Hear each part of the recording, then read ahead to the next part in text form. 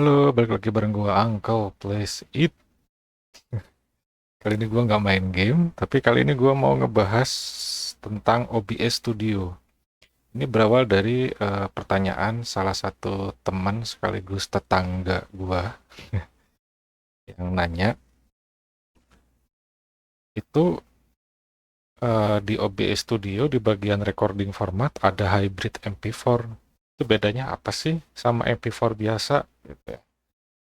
Dan pas gua cari-cari di YouTube, ternyata banyak yang nggak nyadar ya kalau di situ ada fitur baru, yaitu di bagian recording formatnya ya itu hybrid MP4. Karena selama gua searching tadinya gua bilang ke teman gua ini, cari aja di YouTube kan gitu ya. Biasa ya, jawaban simpel kalau ada yang nanya ya, cari aja di YouTube gitu ya. Dan ternyata dia nggak nemu di YouTube gitu.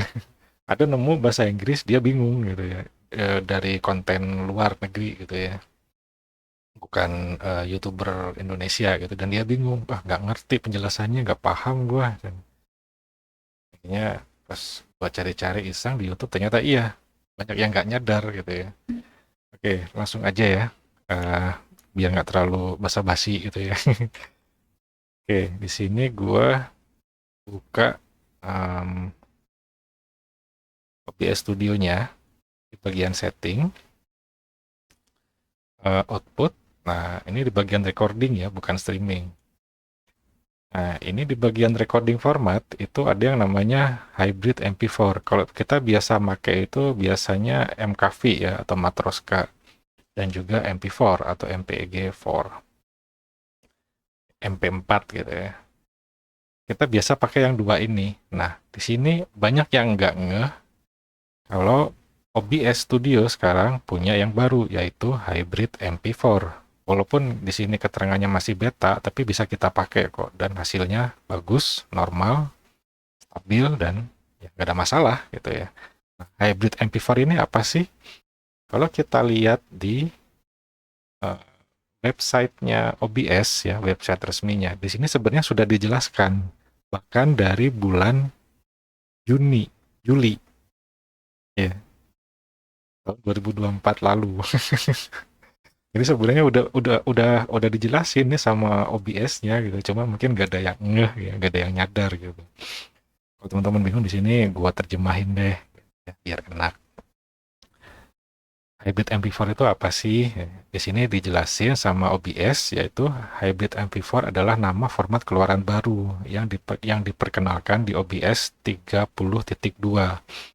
Saat video ini gua upload, sekarang versinya itu di 31.0.2 ya. Yang bertujuan untuk menyediakan keluaran yang andal dan kompatibel tanpa kekurangan MP4 tradisional yang versi lama ya. Yang fragmentasi MP4 yang versi lama. Fragmentasi itu jadi dia numpuk gitu ya. Jadi remux. Format ini tetap dapat dipulihkan bahkan jika penulisan berkas dibatalkan, misalnya karena sistem mogok, failed system maksudnya ya. Listrik padam, ya tiba-tiba komputer mati gara-gara ada pemadaman listrik gitu ya. Sambil tetap mempertahankan kompatibilitas yang luas. Cara kerja metode ini adalah dengan menuliskan berkas sebagai berkas terfragmentasi lalu menyelesaikannya seperti berkas MP4. Oh ya, sebelum gua terusin, di sini di bagian ini, nah, di bagian ini, bla bla bla bla, bla, kalau teman baca, ini dia karakternya mirip seperti MKV, Matroska ya. Kalau kita lihat di sini, nah di sini kan ada MKV nih. Itu karakternya mirip MKV. Tapi dia langsung otomatis merimuk sendiri hasilnya menjadi MP4. Jadi bukan MKV lagi. Jadi dia sebenarnya MP4 tapi karakternya kayak MKV gitu ya. Makanya di sini disebutkan cara kerja metode ini adalah dengan menuliskan berkas sebagai berkas terfragmentasi lalu menyelesaikannya seperti berkas MP4 biasa dalam sebuah proses yang kami sebut soft remux. Jadi dia merimuk sendiri. Kalau kita pakai MKV, kita beres record, kan hasil file videonya kan jadi bla bla bla bla .mkv gitu ya, hasil apa nama filenya itu, format filenya. Itu kalau kita mau ngedit ke software editing video yang belum support MKV, kita harus meremux-nya dulu di OBS Studio. Jadi MKV diremux ke MP4 biar bisa diedit gitu ya, atau bisa mereka mau diupload ke medsos. Mungkin ada beberapa medsos yang nggak support MKV gitu ya, jadi ribet gitu ya. Hybrid MP4 ini dia auto remux gitu ya, dia auto remux hasil videonya MP4 gitu ya, tapi karakternya kayak MKV. Jadi misalkan kita lagi record nih, terus tiba-tiba listrik padam atau komputer error, BSOD ngehang, crash gitu ya, terus harus direset gitu ya. Itu file yang kita rekam tadi itu tetap utuh, tetap bisa diputar gitu, tetap nggak rusak gitu lah, nggak korup gitu. Itu kan kalau pengen kayak gitu kan kita harus pakai MKV ya, dan harus di-remux lagi ke MP4. Nah, hybrid MP4 itu gitu. Seperti itu. Jadi kemungkinan ini MKV bakalan nggak laku nih. Jadi kalau udah banyak yang nonton penjelasan hybrid MP4 seperti ini, ternyata seperti ini gitu ya.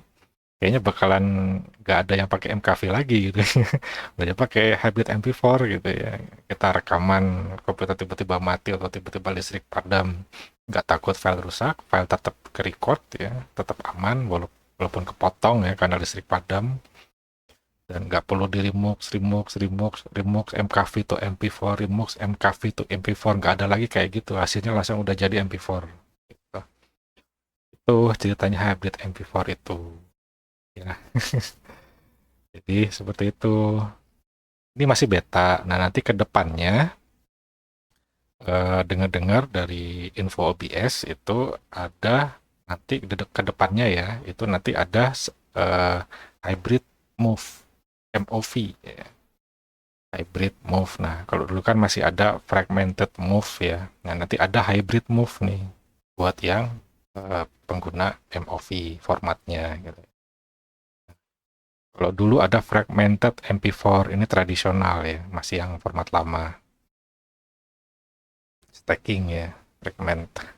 Nah, ini pengembangannya jadinya ini. Jadi hybrid MP4, kalau gua jelaskan ulang ya, hybrid MP4 ini sebenarnya pengembangan dari MP4 tradisional ya, dengan karakter yang sama seperti MKV.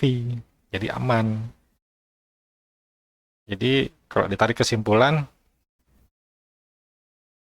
terus kesimpulan keuntungannya pakai MKV, pakai MKV, pakai hybrid MP4 itu apa? Ya, lebih aman dan lebih efisien. Ya, lebih aman dari MP4 dan lebih efisien dari MKV. Nah, gitu ya. Karena hybrid MP4 ini adalah penggabungan dari keduanya. Gitu. Coba teman-teman rekam deh pakai recording format MP4 yang biasa ya, entah itu yang MP4 ini atau yang fragmented. Terus tiba-tiba listrik padam atau teman-teman sengaja matiin aja komputernya paksa pas lagi ngerekam game gitu ya. Terus masuk lagi ke window, buka file rekamannya. Bisa diputar nggak? Belum tentu. Nah, itulah. Terus kalau pengen selamat hasil rekamannya gimana, kan udah rekaman 1 jam lebih nih, bahkan 2 jam rekaman game gitu ya, cuma dong. Terus ini gimana solusinya selain MP4? Pakai MKV, cuman ribetnya harus nge-remux manual gitu ya. Remux itu kayak gini nih, teman-teman bisa buka file. Nah, ini remux recording, cari filenya di mana yang mau di remux, tekan remux, klik remux, ini jadinya MP4. Ribet ya. Ya kalau videonya pendek, kalau videonya durasinya panjang, remote-nya lama loh. Makanya OBS Studio atau OBS Project menciptakan hybrid MP4. Dan hybrid MP4 ini sudah tersedia di turunan-turunannya OBS ya, kayak Prism Live Studio, Streamlabs kayak gitu. Pokoknya turunan-turunan OBS Studio itu semuanya udah tersedia juga untuk hybrid MP4. Tinggal kita menunggu ke depannya yaitu hybrid MOV ya buat teman-teman yang mungkin lebih suka pakai format MOV gitu ya. Oke, satu trik lagi tambahan. eh, banyak bukan banyak sih. Ada beberapa yang komen tentang OBS Studio di komputer yang low end ya. Kalau yang gua tangkap sih seperti itu ya. Baik itu di komen YouTube atau yang nge-DM gua di IG ya. Jadi setting OBS di komputer yang low end atau spek kentang masih bingung, udah nyobain masih tetap nge-lag. Itu kembali lagi ke spek PC-nya. Kalau memang nggak kuat ya jangan dipaksain gitu ya. Misalkan eh, nge-record tampilan Windows gini ya, display capture kayak gini, kayak bikin tutorial kayak gini ya. Lancar, normal, tapi pas begitu dipakai record game, nge-lag, patah-patah, ya. Bahkan nge-freeze gambarnya gitu ya. Ya udah jangan dipaksa, gitu. Jangan dipaksa ya berarti memang komputernya nggak kuat kan. Terus kan udah beberapanya udah gua ini ya, udah gua kasih contoh. Coba diurut, misalkan pakai constant bitrate. Nah, dari 2500 dulu deh atau 2000 sekalian gitu ya. Nah, dari bitrate paling kecil pakai constant bitrate ya atau CBR. Terus presetnya dari yang paling low. Tuningnya pakai ultra low latency. Ya. Terus ini pakai single pass. Ya, nah inilah contohnya ya, pakai single pass. Nah, ini jangan di checklist dua-duanya ini. Coba record sambil main game. Kalau udah seperti ini masih tetap nggak kuat, coba downscale. Downscale di sini aktifin downscale-nya ya. Misalkan di sini land cost. Nah, turunin resolusinya misalkan dari 1080p ke 720p. Turunin lagi ke 480p bahkan ya. Ngetesnya gitu. Nanti kita bisa tahu, oh, PC yang gua pakai ini mampunya segini, berarti beneran nggak kuat nih. Terus buat oh ya tips lagi buat yang pengguna non Nvidia dan kebingungan nonton video tutorial yang dari gua ini, yang gua sebelumnya, yang video gua sebelumnya ngebahas tentang settingan OBS Studio ya untuk game. Kalau yang non Nvidia gimana ya? Tinggal dicari aja di sini ya, tinggal dicari. Jadi gini, misalkan ini kan gua GPU-nya pakai Nvidia ya, GPU itu VGA ya, pakai Nvidia ya. Di sini nongolnya Nvidia, NVENC A264. Kalau pengen yang file formatnya yang apa proses encodingnya lebih modern dan hasilnya juga hasil hasil filenya juga nggak terlalu gede ya, bisa di press, itu pakainya HEVC. HEVC ini sebenarnya H.265 sebenarnya. Tuh. Dan ini yang bekerja adalah GPU-nya atau VGA-nya yang kerja ya. Terus kalau X264 ini apa? X264 ini yang kerja itu prosesornya. Yang kerja itu prosesornya untuk mengencoding video yang kita rekam. Apapun itu, mau display capture, mau game, mau apa, dia yang kerja prosesornya kalau kita pakai X264. Dan untuk AV1 ini khusus untuk GPU. Kalau dari AMD Radeon, gua nggak paham ya. Cuman kalau dari Nvidia yang bisa pakai encoder AV1 ini, itu RTX 40 series. RTX 4060, 4070, 4080 gitu. Apalagi sekarang udah keluar RTX 50 series ya, jelas jelas bisa pakai ini AV1. Gitu. Ya, gitu ceritanya. Terus kalau masih berat juga, udah di low-lowin semua ya, yang mana tadi itu. Nah, ini udah, oh, ini terserah lah ya, mau pakai GPU, mau pakai prosesor gitu ya. Ini udah di low-lowin semua, ini pakai CBR, pakai 2500 bitrate-nya. Ini udah P1, ini udah ultra low latency, ini udah single pass, ini udah main, ini nggak di checklist, masih tetap berat. Udah di downscale resolusinya, masih tetap berat juga. Coba ini di klik kanan. Ini ya, tampilan ininya ya. Di klik kanan, matiin aja previewnya. Kalau previewnya ini udah dimatiin, rekaman gamenya masih tetap nge-lag. Ya udah, komputernya memang nggak kuat. Komputernya memang nggak kuat. Dan, oh iya, ada yang nanya lagi. Selain OBS, ada yang lebih ringan nggak? Belum nemu sih. Susah sih jawabnya sebenarnya. Kalau untuk pengguna NVIDIA ada um, bawaan NVIDIA App ya. Kalau dulu masih pakai GeForce Experience itu namanya NVIDIA Shadow Play ya. Kalau sekarang di NVIDIA App namanya udah bukan Shadow Play lagi ya namanya tuh. Jadi kalau teman-teman buka di Alt Z untuk pengguna NVIDIA ya, VG atau GPU-nya ya, teman-teman di keyboard tekan aja Alt Z nanti kebuka. Nah, teman-teman bisa ulik di sini nih. Ini ada kan recordnya nih tuh.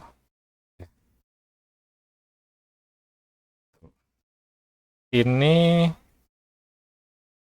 kalau menurut gua terlalu overkill kalau bawaannya ya. Misalkan gini, ini low-nya aja bitrate-nya 40. High-nya kalau kita pakai 60 fps ya. Tuh, high-nya 90. Teman-teman bisa coba aja di sini, cuman kalau menurut gua ini sama aja sih. Sama aja, sama aja. Bahkan ini cenderung overkill kalau menurut gua, terlalu overkill.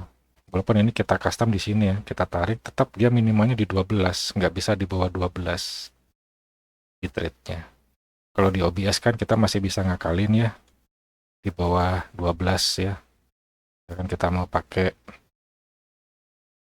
nah gini ya, misalkan kita mau pakai, kan tadi kalau di bawaan NVIDIA App kan bitrate-nya paling rendah itu 12 ya, 12 mega. Kalau di sini mah 12.000 kilo bit per second ya. Kalau di OBS kan kita bisa ngakalin nih, 5.000 deh. Kuat soalnya PC gua. Nah, gitu ya. Enaknya gitu. Jadi kalau ditanya ada yang lebih ringan dan lebih enak nyetingnya nggak selain OBS Studio? Kalau gua boleh jawab, nggak ada.